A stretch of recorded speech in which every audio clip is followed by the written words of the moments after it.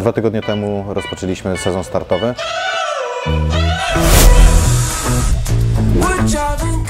Pierwszy raz na ADCC, w sumie wprost startowałem. ADCC noworoczne, takie lokalne zawody, ale zawsze to jest możliwość, żeby podłapać doświadczenia, ale jako że to jest Warszawa, no to grzechem byłoby nie wystartować. Tylko jedna walka, bo w pierwszej tam nie zweryfikował się chłopak i od razu się dostałem do finału dzięki temu. Walka wyglądała w taki sposób, że chłop się uparł na nogi, cały czas się rzucał do tych nóg. No i w końcu w którejś tam wymianie, czy pod koniec walki po prostu udało mi się dojść do mojej pozycji i wystrzeliłem i poddałem i wygrałem. Ty też jesteś mistrzem nowego roku? No na to wychodzi, że tylko zaawansowanych, nie pro. No i co, no 2 walki wygrałem na punkt ostatnio na Taktarowa. Vlad, ty też wygrałeś? Wygrałem. Zaawansowane 65. Ile miałeś walk? Jedno.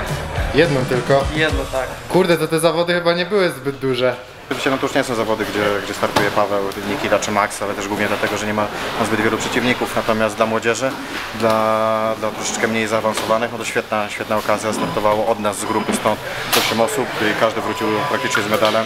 Także naprawdę fajnie to wyszło.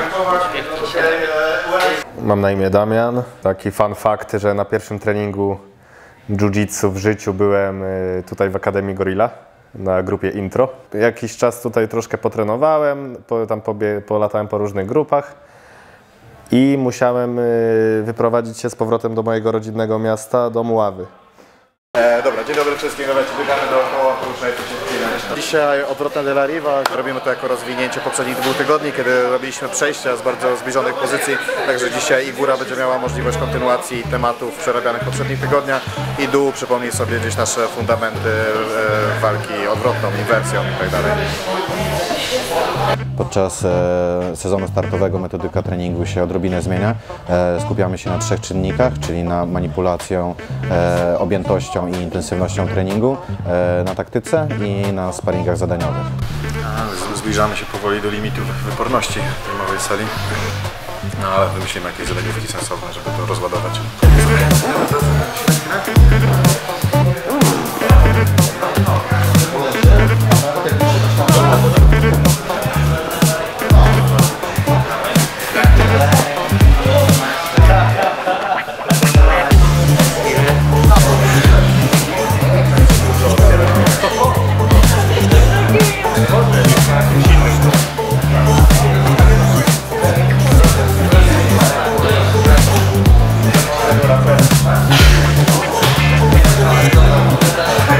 Głęboko wierzę w to, że metodyka treningowa ma bardzo duży wpływ na rozwój zawodnika, no i finalnie na wyniki.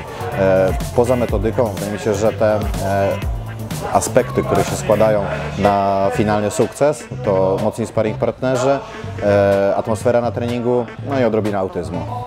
Mistrz nowego roku kontra mistrz świata. Który tytuł? Walka o mistrza nowego świata. Walka o mistrzem ławy. Jeszcze Konradek jest w kolejce. Dawaj Damian, musisz za samą ławę. Dawaj. Ej, trzymasz mocno te... zapnij kolano, nie, kolano na biodro. Co? Kolano na biodro. Nie słuchaj go. O nie. O nie. To jest świetnie. Ale myślałem, że jak był ten rape czołg, to spłynę. Szczególnie Kita tam jeszcze dołożył. Damian nic nie ma. A paluszki. Max paluszki się złamią mocno.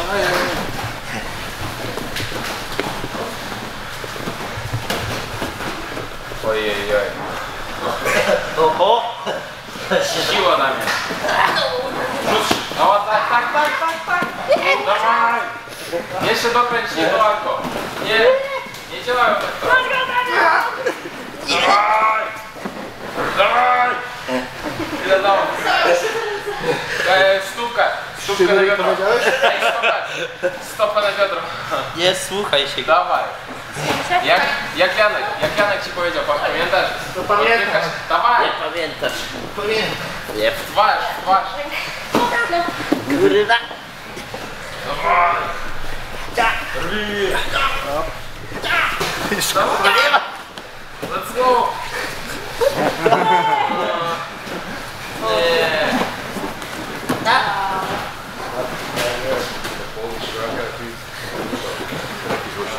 Ja znam Pawła odkąd on był takim malutkim dzieciakiem, bo w ogóle jeszcze przed jiu-jitsu Paweł trenował judo, ja też trenowałem judo.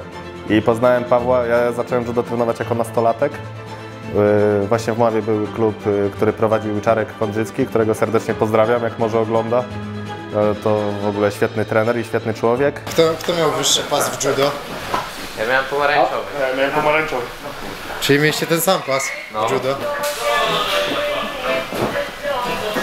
Miałem taką dosyć długą przerwę. 3 lata nie trenowałem. Mój kuzyn namówił mnie na to, bo też trenował jiu-jitsu akurat wtedy, żebym po prostu poszedł z nim na trening do Tajfuna Legionowo wtedy. Padły pomysły, że wystartować na jakichś zawodach. Wszystkie moje zawody kończyły się porażkami wtedy. Wydaje mi się, że w większości miejsc, w których trenuje się brazylijskie jiu-jitsu, niestety trenerzy nie mają takich możliwości, żeby pracować z grupami zaawansowanymi. W związku z tym wdrożenie jakiejś zaawansowanej metodyki raz, że jest ciężkie, a dwa, że nie do końca po prostu ma sens. Szukałem miejsca, gdzie po prostu będą ludzie, którzy mają podobny sposób myślenia jak ja.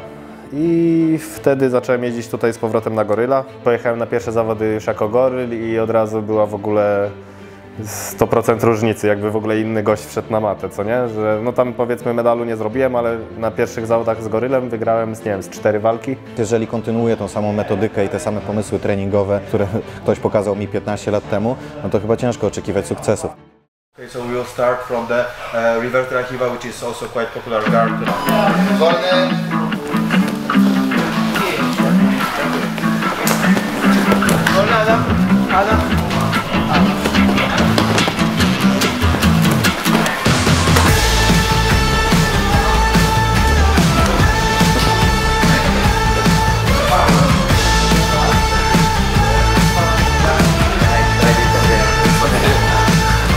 Profesja trenera jest taką samą profesją jak każda inna, jak nie wiem, fizjoterapeuta, księgowy, inżynier czy programista. I w każdej z profesji, żeby być dobrym w tym, co się robi, no należy się w jakiś tam sposób rozwijać, prawda? Dlatego są kursy, sympozja, konferencje, szkolenia, książki, literatura i różne inne materiały, które pozwalają nam jakby podwyższać swoje kwalifikacje. Niestety w jiu-jitsu, który jest sportem w dużej mierze amatorskim, bardzo często spotykamy się z tym, że człowiek, który x lat temu osiągnął pewien sukces albo swojego czasu był bardziej wyróżniający się na macie, podejmuje się wykonywania pracy trenera i nic więcej za tym nie idzie i wykonuje się dokładnie te same rzeczy, które robiło się 20 lat temu, pracuje się dokładnie w ten sam sposób i brakuje na ten temat jakiejkolwiek refleksji albo krytycznego myślenia. To nie tylko w Polsce i na świecie jest to problem powszechny.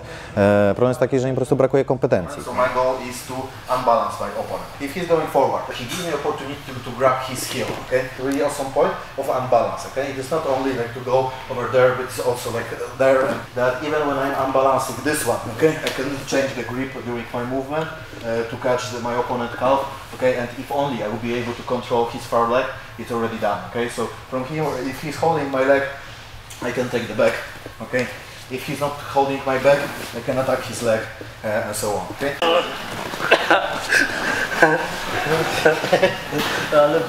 Co to za precel? Jak to się nazywa?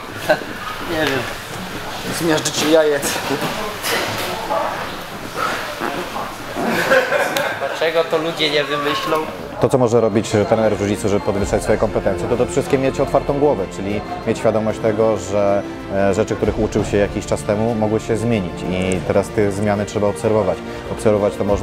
Obserwować można poprzez chociażby analizę walk zawodników na najwyższym poziomie, jakby sprawdzać trendy, patrzeć jakby w którym kierunku to jiu-jitsu idzie, co jest skuteczne, co nie jest skuteczne. Wydaje mi się, że świetnym pomysłem jest też korzystanie z rozwiniętych metodyk treningowych. Rozwinięte metodyki najbardziej zbliżone do jiu-jitsu są przede wszystkim zapasy, ponieważ jest to sport, który istnieje już dziesiątki lat. Tradycyjnie wiadomo, że istnieje setki, ale jakby ta metodyka jest wypracowywana od dziesiątek lat i jest tam bardzo wiele z punktów stycznych, które można śmiało przełożyć pod jiu-jitsu.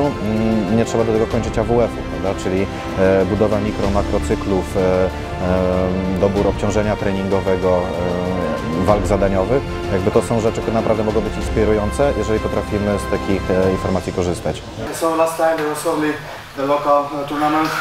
The results was really super nice and I really see that we are on a good way. It's just the beginning of the season, so I guess that it is just a good news before the more serious tournament. The next one is Salt at the 2nd of February. So thank you one more time for the training.